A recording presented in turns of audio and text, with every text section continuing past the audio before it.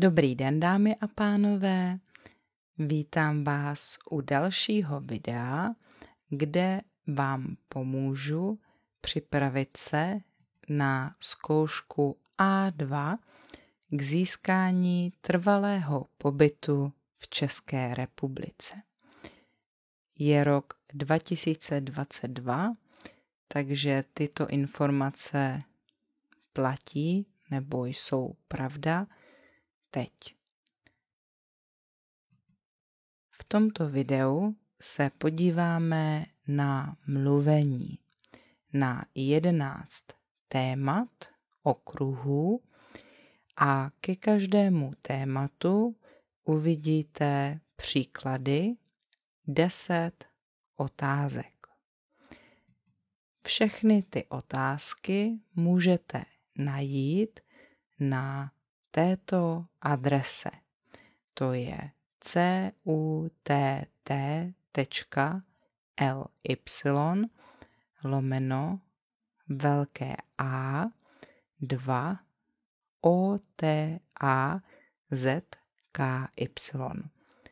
Katly/A2 otázky.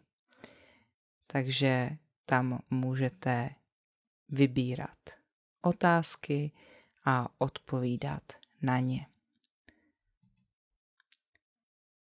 To, co tady uvidíte, jsou příklady, o čem můžete mluvit v monologu ve třetí části mluvení. Umíte na tyto otázky ke každému tématu odpovědět? Tohle nejsou otázky, které můžete dostat v první části zkoušky A2, protože tam jsou otázky normálně takové, že vaše odpověď bude velmi krátká, jenom jedna věta. Tyhle otázky v tomhle videu vám pomůžou rozumět, jestli znáte slova, která pro úroveň A2 potřebujete. Jestli můžete mluvit na každé téma. Tak doufám, že rozumíte a pojďme na to. První téma je já a moje rodina. Jaké otázky musíte umět zodpovědět? Jak se jmenujete? Kolik je vám let? Co děláte? Odkud jste? A jaká je vaše země? Jak vypadá vaše rodina? Kde žije vaše rodina? A kde žijete vy? Proč jste přijel nebo přijela do České republiky? Kde jste studoval, studovala a pracovala? Jaký je váš nejlepší kamarád nebo nejlepší kamarádka? Jak často vidíte svoje příbuzné? Jak slavíte s rodinou důležité svátky? Co plánujete dělat příští rok? Bydlení. Kde bydlíte? Jak vypadá váš byt nebo váš dům? Jaký máte v bytě nábytek a jaké zařízení? Co je v okolí vašeho domu? Jaké máte sousedy? Měl nebo měla jste doma nějaké problémy? Jak je řešíte? Kde bydlíte, když cestujete? Jaký by byl váš ideální dům nebo byt? Co se vám líbí a nelíbí na životě v České republice? Kde jste bydlel nebo bydlela jako dítě? Cestování. Jak cestujete z domova do práce? Čím cestujete rád nebo ráda a čím nerad nebo nerada? Už jste někdy měl nebo viděl nehodu? Nebo už jste někdy měla nebo viděla nehodu? Co se stalo? Kam cestujete na dovolenou? Jak cestujete na dovolenou? Co potřebujete, když cestujete? Jaká byla vaše poslední dovolená? Kam plánujete cestovat příště? Jak často cestujete do své země? Kam jste už cestoval nebo cestovala v České republice? Denní režim. Jak vypadá váš běžný, to je normální den? Co děláte obvykle o víkendu? Od kdy do kdy pracujete? Co děláte po práci? Co jste dělala včera? Nebo co jste dělal včera? Co jste dělal nebo dělala minulý víkend? Co budete dělat zítra? Co budete dělat příští týden? Co, kdy a kde obvykle jíte? Jak se staráte o hygienu? Jídlo a pití. Co snídáte, obědváte a večeříte? Co kdy jíte? Co vám chutná a co vám nechutná? Co nejíte a nepijete? Proč? Kde normálně jíte? Máte nějakou oblíbenou restauraci? Co umíte vařit? Co často vaříte a co nikdy? Můžete říct, jak uvařit nějaké tradiční jídlo? Jaké je jídlo ve vaší zemi? Jaké české jídlo nebo pití vám chutná a nechutná? Nakupování a služby. Kde obvykle nakupujete a jak často? Co nejvíc nakupujete a co nakupujete málo? Jaké oblečení se vám líbí a nelíbí?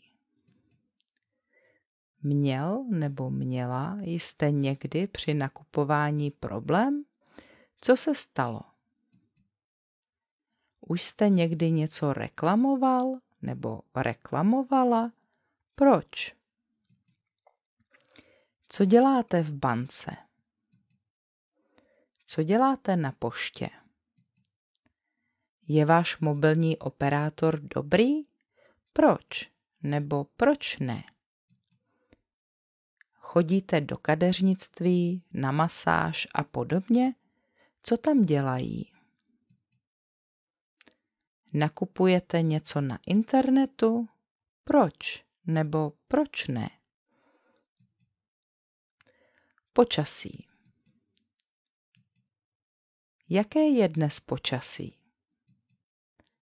Jaké počasí máte a nemáte rád nebo ráda? Jaké je počasí na jaře? Jaké je počasí v létě? Jaké je počasí na podzim? Jaké je počasí v zimě? Které roční období máte a nemáte rád nebo ráda a proč? Líbí se vám počasí v České republice? Proč nebo proč ne? Jaké počasí je typické ve vaší zemi? Kde hledáte informace o počasí? Práce. Kde pracujete a co je vaše práce? Jak vypadá váš pracovní den? Kde jste pracoval nebo pracovala dříve a co jste dělala nebo dělal? Co plánujete dělat v budoucnosti?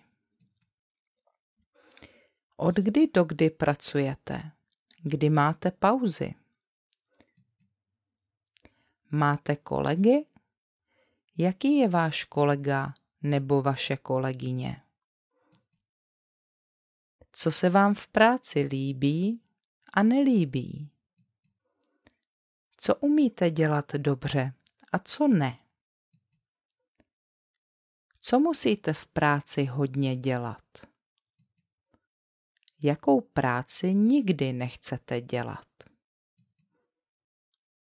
Volný čas a zábava. Co děláte ve volném čase? Co rád nebo ráda děláte? Jakou hudbu rád nebo ráda posloucháte? Jaké filmy nebo knihy se vám líbí a nelíbí? Co jste rád nebo ráda dělala dříve, možná jako dítě? Jaké sporty máte a nemáte rád nebo ráda? Na co se díváte v televizi? Chodíte často do kina nebo do divadla? Co dělají rádi členové vaší rodiny? Co děláte o víkendu, když je svátek nebo máte dovolenou? Vzdělávání. Do jaké školy jste chodil nebo chodila a co jste se učil nebo učila? Jaké je vaše vzdělání a specializace? Chodí vaše děti do české školy? Jaké to je? Jak vypadají školy ve vaší zemi? Chodil nebo chodila jste na nějaký kurz? Co jste se naučil nebo naučila? Dělal nebo dělala jste někdy zkoušku? Jaké to bylo? Jak jste se učil nebo učila česky? Plánujete se něco učit nebo něco studovat? Jak jste se připravoval nebo připravovala na zkoušku na trvalý pobyt? Jak se rád nebo ráda něco učíte? To znamená, jakým způsobem? Ještě tady může být otázka, jaké cizí jazyky umíte a jak dobře. Zdraví. Co děláte, když chcete být zdraví nebo zdravá? Jaké máte zdravotní problémy? Jak často chodíte k doktorovi a proč? Berete každý den nějaké léky? Jste často nemocný nebo nemocná? Jak se léčíte? Co kupujete v lékárně? Musel nebo musela jste být někdy v nemocnici? Proč? Jaké nemoci jste už měl nebo měla? Měl nebo měla jste úraz nebo nehodu? Co se stalo? Musíte mít ve vaší zemi zdravotní pojištění? Tak to bylo všechno. To byly příklady otázek, na které by bylo dobré umět odpovědět, když se připravujete na zkoušku na úrovni A2. U zkoušky potom nebuďte nervózní. Odpovídejte celou větou, ne jenom slovy. Vyslovujte jasně. A jestli nerozumíte, řekněte to. Nebojte se zeptat a poprosit, aby vám zopakovali nebo vysvětlili nějaké slovo. Přeju vám hodně štěstí a jestli chcete o zkoušce A2 vědět víc, najdete u videa odkazy na další videa, která vám můžou pomoct. Tam vpravo v kartě a nebo v popisu videa. Jestli se vám tohle video líbilo, prosím dejte like, sdílejte, přihlaste se k odběru mého kanálu a budu moc ráda, když mě podpoříte i tím, že si něco koupíte na www.janaslav.cz nebo mi můžete poslat něco přes PayPal nebo mi dát super thanks. Předem moc děkuju.